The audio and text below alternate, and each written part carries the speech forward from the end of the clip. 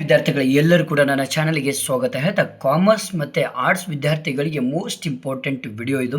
ಯಾಕಂದರೆ ನೋಡಿ, 6 ಅಂಕಗಳಿಗೆ ನಿಮ್ಮ ಬೋರ್ಡ್ ಪರೀಕ್ಷೆಗೆ ನಿಮ್ಮ ಮಿಡ್ ಟರ್ಮ್ಗೆ ಮೋಸ್ಟ್ ಇಂಪಾರ್ಟೆಂಟ್ ಪ್ರಶ್ನೆ ಕೇಳುವಂಥ ಪ್ರಶ್ನೆ ಇದು. ನೋಡಿ, ಇಳಿಮುಖ ಸೀಮಾಂತ ತುಷ್ಟುಗುಣ ನಿಯಮವನ್ನು ಕೋಷ್ಟಕ ಮತ್ತು ರೇಖಾಚಿತ್ರದ ಸಹಾಯದಿಂದ ವಿವರಿಸಲಿಕ್ಕೆ ಹೇಳ್ತಾರೆ. ನಿಮ್ಮ ಕ್ವಶನ್ ಪೇಪರಲ್ಲಿ ಡೈರೆಕ್ಟ್ ಕ್ವಶನ್ ಇಷ್ಟೇ ಕೊಡ್ತಾರೆ. ನೀವು ಕೋಷ್ಟಕ ಮತ್ತು ರೇಖೆಯನ್ನು ಎರಡನ್ನೂ ನೀವೇ ತೆಗಿಬೇಕಾಗುತ್ತೆ.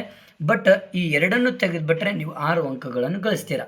ಏನು ಕ್ವಶನ್ ಅಂದರೆ ಇಳಿಮುಖ ಸೀಮಾಂತ ತುಷ್ಟುಗುಣ ನಿಯಮವನ್ನು ರೇಖಾಚಿತ್ರದ ಸಹಾಯದಿಂದ ವಿವರಿಸಲಿಕ್ಕೆ. ನೋಡಿ, ಘಟಕಗಳು ಯಾವಾಗಲೂ 1 2 3 4 5 6 ಇದೆ, ಹೌದಾ? 1 2 3 4 5 6 ಘಟಕಗಳನ್ನು ಕೊಟ್ಟಿರ್ತಾರೆ. ಟಿ ವಿ ಎಷ್ಟು ಕೊಟ್ಟಿರ್ತಾರೆ ಅಂದರೆ, ಒಂದನೇ ಘಟಕದಲ್ಲಿ ಟಿ ವಿ ತುಷ್ಟುಗುಣ ಎಷ್ಟಿರುತ್ತೆ? 12 ಇರುತ್ತೆ. ಎರಡನೇ ಘಟಕ 18 ಇರುತ್ತೆ. 22 24 24 22 ಇರುತ್ತೆ. ಎಮ್ ಯು ಟಿ ಯು ಅಂದರೆ ಟೋಟಲ್ ಯುಟಿಲಿಟಿ ಅಂತ ಹೇಳ್ತೀವಿ. ಎಮ್ ಯು ಅಂದರೆ ಮಾರ್ಜಿನಲ್ ಯುಟಿಲಿಟಿ ಅಂತ ಹೇಳ್ತೀವಿ. ಓಕೆನಾ? ಒಟ್ಟು ತುಷ್ಟುಗುಣ ಮತ್ತು ಸೀಮಾಂತ ತುಷ್ಟುಗುಣ ಅಂತ ಹೇಳ್ತೀವಿ ಇದಕ್ಕೆ. ಅಂದರೆ ಇವು ಇಷ್ಟು ಕೊಟ್ಟಿರ್ತಾರೆ, ನೀವು ನೆನ್ಪಿಟ್ಕೊಳ್ಬೇಕು. 12 6 4 2 0 -2 ಎಮ್ ಯು ಇರುತ್ತೆ. ಇದನ್ನು ಹೇಗೆ ನಾವು ಇಳಿಮುಖ ಸೀಮಾಂತದ ರೇಖೆಯನ್ನು ರಚಿಸಬೇಕು ಅಂದರೆ, ಇಲ್ಲಿ ನೋಡಿ, ರೇಖೆ ತೆಗೆದಿದೆ ನಾನು. ಓ ಮತ್ತು ಎಕ್ಸ್ ಈ ಒಂದು ರೇಖೆಯನ್ನು ಸಮಾನಾಂತರ ರೇಖೆ ಅಂತ ಹೇಳ್ತೀವಿ. ಈ ಸಮಾನಾಂತರ ರೇಖೆಯಲ್ಲಿ ನಾವು ಘಟಕಗಳನ್ನು ಗುರುತಿಸ್ಕೊಳ್ಬೇಕು. ಅಂದರೆ ನಾವು ಬಿಂದುವಿಂದ, ಸೊನ್ನೆಯ ಬಿಂದುವಿಂದ ಎಷ್ಟು ಡಿಸ್ಟೆನ್ಸ್ ಮೊದಲು ತೊಗೊಂಡಿರ್ತೀವಲ್ವ, ಪ್ರತಿಯೊಂದಕ್ಕೂ ಕೂಡ ಅಷ್ಟೇ ಡಿಸ್ಟೆನ್ಸ್ ಇದಕ್ಕೂ ಕೂಡ ಇರಬೇಕು, ಇಲ್ಲಿಯೂ ಕೂಡ ಇರಬೇಕು. ಆವಾಗ ನಿಮ್ಮ ಒಂದು ಡೈಗ್ರಾಮ್ ಅಟ್ರಾಕ್ಟೆಂಟ್ ಕಾಣುತ್ತೆ, ಚೆನ್ನಾಗಿ ಕಾಣುತ್ತೆ. ಬನ್ನಿ ಹಾಗಾದರೆ ಈ ಘಟಕಗಳನ್ನು 1 2 3 4 5 6 ಅಂತ ಹಾಕ್ಕೊಂಡಿದ್ದೀನಿ.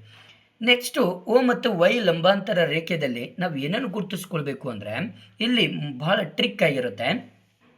ಟಿ ಯು ಮತ್ತು ಎಮ್ ಯು ಈ ಸಂಖ್ಯೆಗಳಿದಾವಲ್ವ, ಇದ್ರ ಒಳಗಡೆ ಯಾವುದು ಹೈಯೆಸ್ಟ್ ಸಂಖ್ಯೆ ಇರುತ್ತೆ ನೋಡ್ಕೋಬೇಕು. ಎಷ್ಟಿದೆ? 24 ಇದೆ. ಈ ಎಲ್ಲ ಸಂಖ್ಯೆಗಳನ್ನು ಗುರುತಿಸ್ಕೊಳ್ಳೋಕ್ಕೆ ಆಗಬೇಕು. ನಮಗೆ ಬಿಂದುಗಳನ್ನು ಹಾಕಬೇಕಾಗುತ್ತೆ, ನಾವು ರೇಖೆಯನ್ನು ಎಳಿಬೇಕಾಗುತ್ತೆ.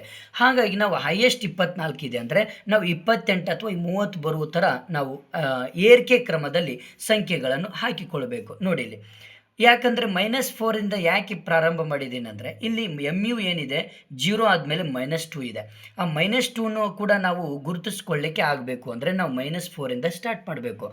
-4 ಆದಮೇಲೆ 0 ಬರುತ್ತೆ, ಆಮೇಲೆ +4 8 12 16 20 24 28. ಅಂದರೆ ಪ್ರತಿಯೊಂದು ಸಂಖ್ಯೆಯಿಂದ ಇನ್ನೊಂದು ಸಂಖ್ಯೆಗೆ 4 ಅಂಕಿಗಳನ್ನು ಡಿಸ್ಟೆನ್ಸ್ ತೊಗೊಂಡಿದ್ದೀನಿ. ಅಂದರೆ 1ರಿಂದ ತೊಗೊಂಡ್ರೆ ತುಂಬ ಲಾಂಗ್ ಆಗುತ್ತೆ, ಹಾಗಾಗಿ 4 ತೊಗೊಂಡಿದ್ದೀನಿ. ಬನ್ನಿ ಇವಾಗ ಹಾಕ್ತಾ ಹೋಗೋಣ.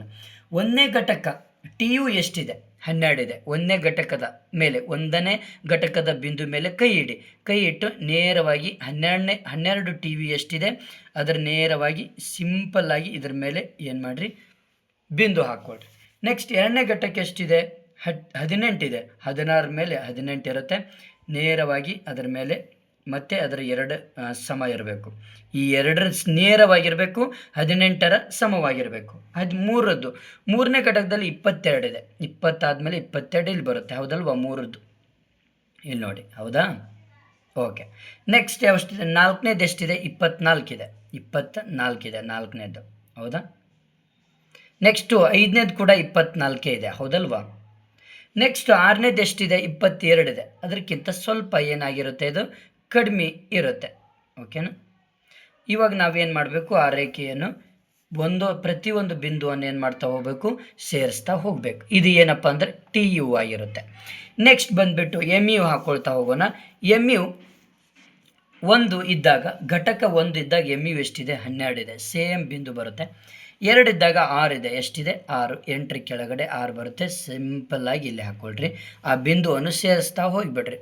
ನೆಕ್ಸ್ಟ್ 3ನೇ ಘಟಕ ಇದ್ದಾಗ ಎಮ್ ಯು ಎಷ್ಟಿದೆ ಅಂದರೆ 4 ಇದೆ, ಹೌದಲ್ವಾ? 4. ನೆಕ್ಸ್ಟು 4ನೇ ಘಟಕ ಇದ್ದಾಗ ಎಮ್ ಯು ಎಷ್ಟಿದೆ ಅಂದರೆ 2 ಇದೆ. ನೆಕ್ಸ್ಟು 5ನೇ ಘಟಕ ಇದ್ದಾಗ 0 ಇರುತ್ತೆ, 0ಗೆ ತೊಗೊಂಡ್ಬನ್ನಿ. 6ನೇ ಘಟಕ ಇದ್ದಾಗ 6ನೇ ಘಟಕದಲ್ಲಿ ಎಮ್ ಯು ಎಷ್ಟಿದೆ ಅಂದರೆ -2 ಇರುತ್ತೆ, ನೆನ್ಪಿಟ್ಕೊಳ್ಳಿ, ಇಲ್ಲಿ ಬರುತ್ತೆ. ಇದು ಎಮ್ ಯು ಆಗಿರುತ್ತೆ. ಇಷ್ಟು ಮಾಡಿದರೆ ಸಾಕು, ನಿಮಗೆ ಆರಾಮಾಗಿ 6 ಅಂಕಗಳು ಸಿಗುತ್ತೆ. ನಿಮ್ಮ ಫ್ರೆಂಡ್ಸಿಗೆ ಶೇರ್ ಮಾಡಿ. ಇಂತಹ ಹಲವಾರು ಪ್ರಾಬ್ಲಮ್ಸ್ಗಳನ್ನು ಬಿಡಿಸಿದ್ದೇನೆ. Okay, thank you friends, thank you.